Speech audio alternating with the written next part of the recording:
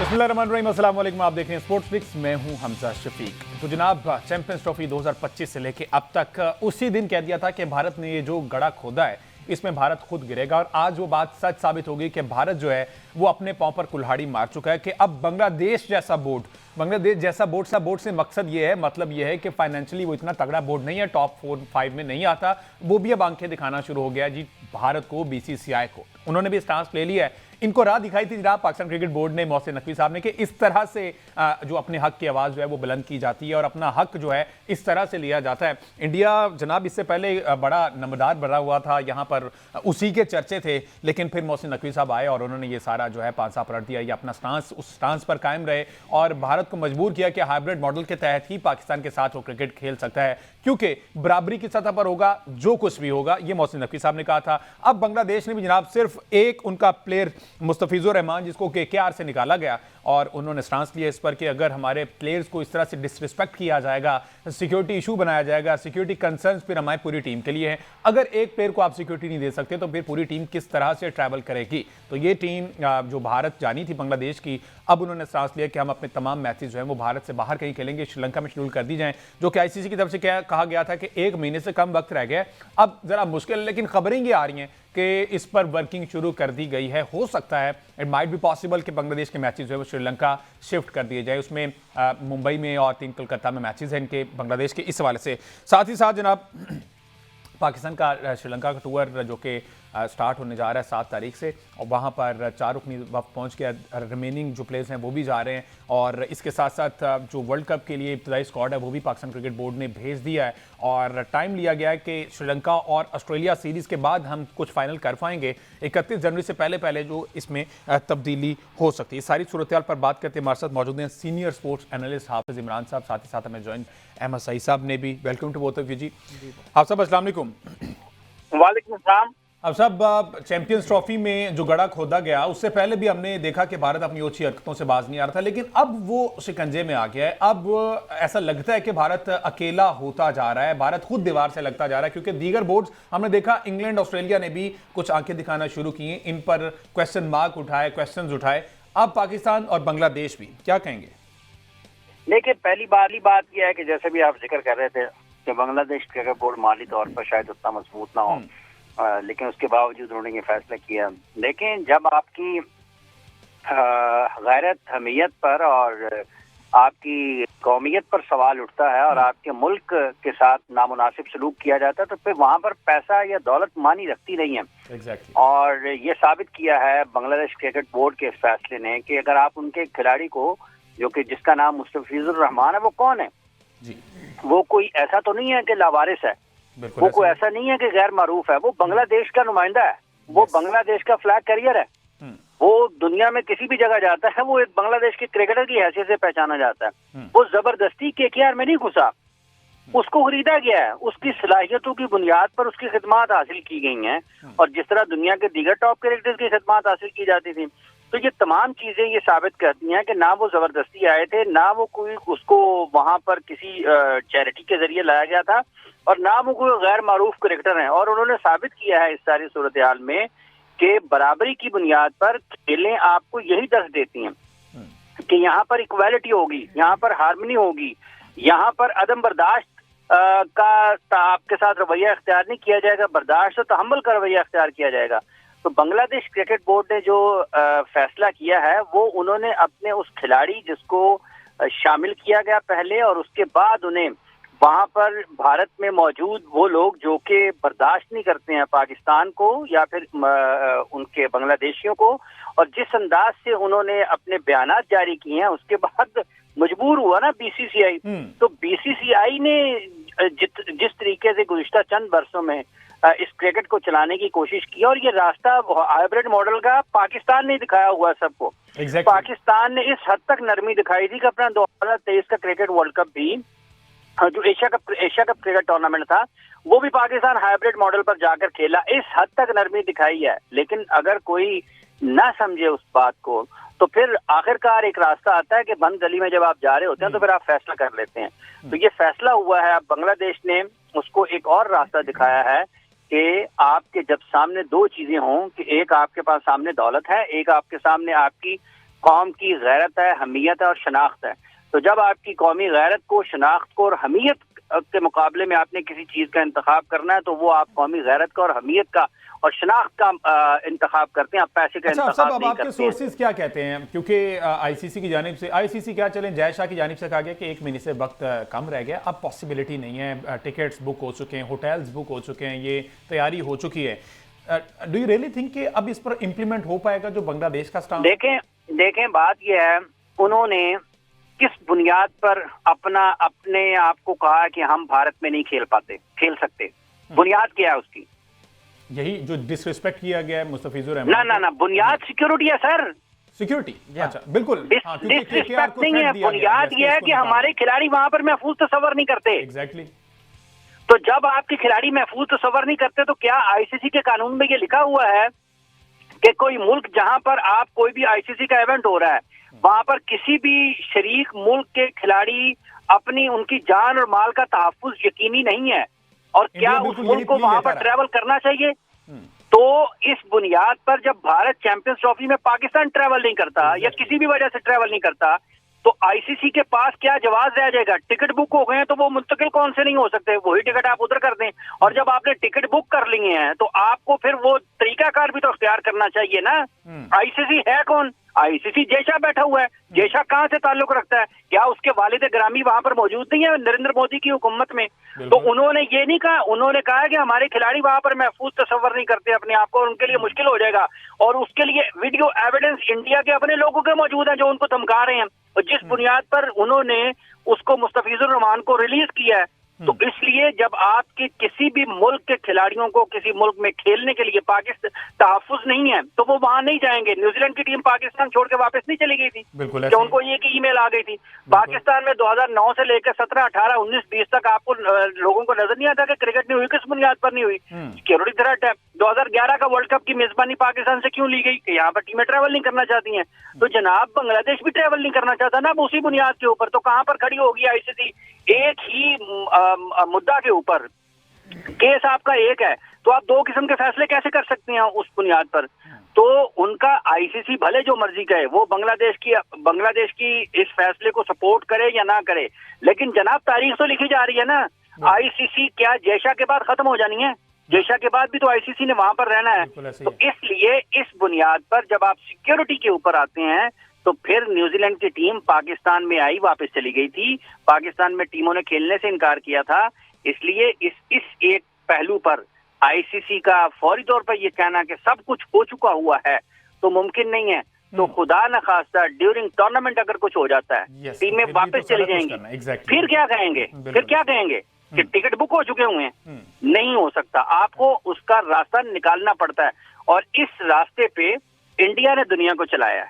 इन्होंने लोगों में तकसीम पैदा की है, तशद्दुद की पॉलिसी को अपनाया है, तासुब को अपनाया है, और जयशाह उस तासुब को, तशद्दुद को आगे बढ़ा रहे हैं। और ये याद रखिए, ऐसा नहीं है, ऐसा नहीं है कि इंडिया में सब लोग चाहते हैं कि ऐसा हो। बहुत सारे लोग ये भी चाहते हैं कि क्रिकेट को उसकी ट्रू स्पिरिट में आगे चलाना चाहिए। ये खेल आपको मुत्तहिद करते हैं। कम और छोटे लोग हैं जो सिर्फ और सिर्फ बीजेपी के इर्द गिर्द घूमते हैं। अहमद सईद साहब, बट डू यू थिंक के प्रेशराइज करके बांग्लादेश को ये कहा जा सके स्टेप बैक कर लें आप इस सारे प्रोसेस से, आप दोबारा से आ जाएं? क्योंकि इंडिया का हमेशा से ये रहा है कि इन्फ्लुएंस शो करना अपना विद द मनी और कुछ और चीजें जो टैक्टिक्स यूज करते हैं। किस बुनियाद पे प्रेशराइज करना है, किस बुनियाद पे दोबारा उन्हें जाकर देखें। इस वक्त जो सूरत हाल है इस खित्ते की, उसमें अगर आप देखें तो ये जो बांग्लादेश की साबिक जो वज़ीर आज़म है हसीना वाजिद, वो एक तरफ एग्जाइल पे है इंडिया के अंदर। असल में मामला जो शुरू हुआ है वो ज़ाहिर हुआ है एक हिंदू बिजनेसमैन के कत्ल के साथ। अब यहाँ पर कॉन्ट्राडिक्शंस हैं बहुत सारी। मामला ये है कि आपने अगर तो हिंदू मुस्लिम मसला बनाना है ना, असल में तो आपने, चूंकि आपकी जो पूरी पॉलिटिक्स है, जो पूरी सियासत है, वो इसके गिर चल रही है। अब केकेआर की जो ओनर हैं शाहरुख खान, उनके बारे में जिस किस्म के स्टेटमेंट्स वहां पर चल रहे हैं इंडिया के अंदर, भाई शाहरुख खान तो आपका अपना हीरो है, अपने अंदर कम से कम इतनी टॉलरेंस तो पैदा कर लो ना। दूसरी बात यह है कि केकेआर जो है उसकी जो को ओनर है वो जूही चावला भी हैं, उनके अगेंस्ट अभी तक किसी ने कोई बात नहीं की है। तो आप जिस इंतहा पसंदी की बात कर रहे हैं, जिस हिंदू मुस्लिम आप मनाफरत की बात कर रहे हैं, वो जो आपने घड़ा खोदा हुआ था पिछले 10 सालों में, दो रिजीम्स काम कर रहे हैं इंडिया के अंदर, ये उसके नताइज हैं हुजूर जो अब पैदा होना शुरू हुए हैं। और अब ऐसा नहीं है कि मतलब पाकिस्तान और बांग्लादेश पर सिलसिला रुकेगा।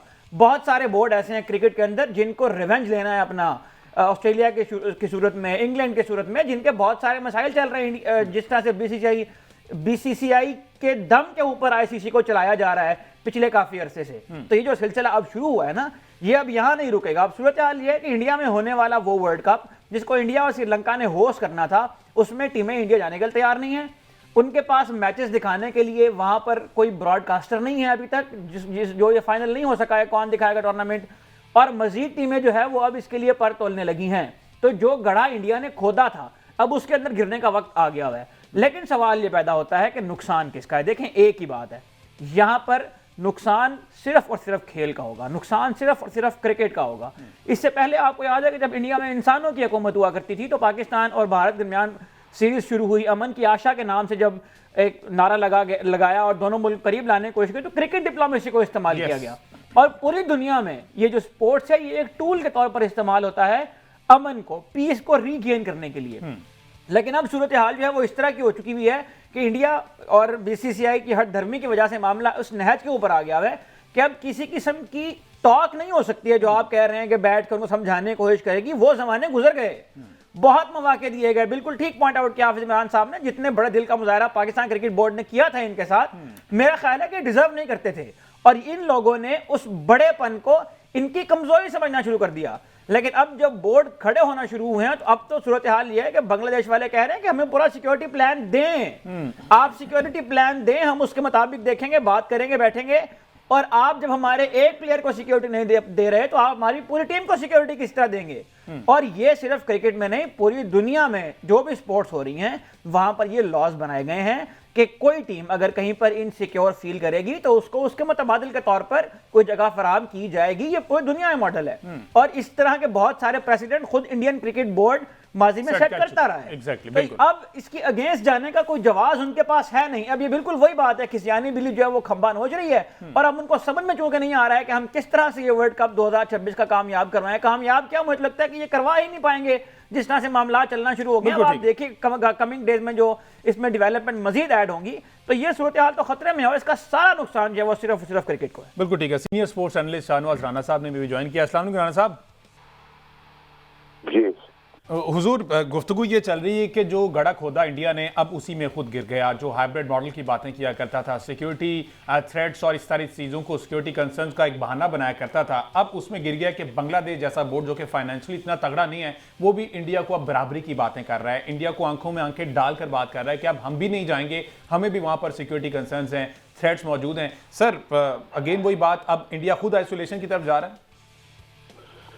बिल्कुल, वो देखें जी, वो क्या खूबसूरती ने कहा है कि वो जब जुल्म हद से बढ़ता है तो मिट जाता है। एग्जैक्टली। और यही कुछ जो है ये अब भारत के साथ जो है वो होने जा रहा है कि रफ्ता रफ्ता अब पूरी दुनिया को भारत का जो असल चेहरा है वो नजर आना शुरू हो गया है कि भारत की जो हठधर्मियां हैं वो दिन ब दिन बढ़ रही थी और वो शायद ये समझ रहा था कि वो कोई ऐसी ताकत बन गई है कि जिसके लिए कोई सवाल नहीं है। लेकिन ये है कि कुदरत भी तो कुछ जो है वो रंग दिखाती है। और आप देख लीजिए कि अब पहले पाकिस्तानी क्रिकेट बोर्ड ने उनके सामने जो है जिस तरह से सीना तान कर बात की और जिस तरह उनके मामलात के अंदर एक बड़ी रुकावट जो है वो पैदा की और अपने मामलात को मनवाने के लिए जो था पाकिस्तान बोर्ड खड़ा हो गया, तो मैं ये समझता हूँ कि अब उसको देखकर दूसरे लोगों को भी थोड़ी अकल आ रही है। ठीक है ना, उन्होंने जो हठधर्मियां की, जो खेल का नक्शा, जो खेल का चेहरा बिगाड़ने की कोशिश की, अब वो सबके सामने है कि जनाब उन्होंने खेल में अपनी सियासत को शामिल कर लिया, पॉलिटिक्स को शामिल कर लिया और उसका नतीजा ये है कि वो आप भुगत रहे हैं। और बांग्लादेश और भारत के हवाले से भी यही मामलात हैं कि एक तो उनके पॉलिटिकली उनके मामलात बहुत खराब थे। हसीना वाजिद के भारत जाने के बाद उन्होंने उनको वहां पर सियासी बना दी और वहां पर बैठकर उन्होंने बांग्लादेश के खिलाफ तीरदस्तियां शुरू कराई। तो ये सारी चीजें जो थी वो बांग्लादेश के सामने थी। फिर दूसरी बात ये कि जहां तक सिक्योरिटी के मामलात है तो ठीक है, अगर बांग्लादेश टीम वहां पर इनसिक्योर है तो फिर भारत को चाहिए कि वो उनके लिए दूसरा कोई इंतजाम करे और कहीं और मैचेस जो है वो करवाए। और अब ये जिम्मेदारी जो है ना ये आईसीसी की भी बहुत ज्यादा बढ़ गई है कि वो इस तमाम सूरत हाल को कैसे देखेंगे कि एक मुल्क में जहां आईसीसी की क्या दो जिम्मेदारी है? ममालिक उसमें भी तो जय शाह साहब ही है ना, वही बीसीसीआई का नैरेटिव उधर आईसीसी लेकर चले गए। जो भी है, जय शाह साहब की भी अब जो है वो चूल्हे हिल गई है भाई। अब उनको जब पता है कि दो ममालिक जो है वो खड़े हो गए भारत के खिलाफ, तो तीसरा मुल्क भी कोई खड़ा हो सकता है और वो भी कह सकता है कि जनाब यहाँ सिक्योरिटी के मामला जो है वो ऐसे नहीं है। तो फिर जय शाह कहाँ जाएगा, आईसीसी कहाँ जाएगी, भारत कहाँ जाएगा? और मुझे तो बिल्कुल ये हकीकत लगती है कि शायद अब भारत के अंदर ये वर्ल्ड कप का इनकाद जो है ये भी मुश्किल हो जाए अगर उन्होंने होश के नाखून ना लिए और अगर अपने आप को उन्होंने कोई क्रिकेट के हवाले से कोई अपने आप को बहुत बड़ा देवता समझने की कोशिश की, तो कहीं उनके हाथ से ये वर्ल्ड कप भी ना चला जाए। अब तो फैसला ये करना है कि जैसे कि पाकिस्तान ने अपने तमाम मैच कोलंबो खेलने, श्रीलंका खेलने, तो अब बांग्लादेश ने जो मैच है बांग्लादेश के वो कहाँ होते हैं, वो क्या श्रीलंका में होते हैं या दुबई में होते हैं? तो ये तो सारी चीजें अब भाई जैसा करोगे वैसा भरोगे। ये तो है कि जो उन्होंने अब वतीरा बना लिया था क्रिकेट के चेहरे को बिगाड़ने का, अब वो उनको भुगतना पड़ रहा है। अब सब अब ये बात सर यहाँ पे नहीं रुक रही। अब बांग्लादेश ने ये भी धमकी दे दी कि जनाब हम आईपीएल को ब्रॉडकास्ट भी नहीं होने देंगे बांग्लादेश में। ऑब्वियसली वहाँ से बहुत सारे व्यूअरशिप जाती है, तो अब ये बहुत सारी चीज़ें जो है वो नैरो डाउन होती जा रही हैं इंडिया के लिए, टीम भारत के लिए, बीसीसीआई के लिए। तो फिर डेफिनेटली अब वही राणा साहब वाली बात के होश के नाखून लेने पड़ेंगे, अदरवाइज इंडिया इसको होस्ट करने से भी जाएगा।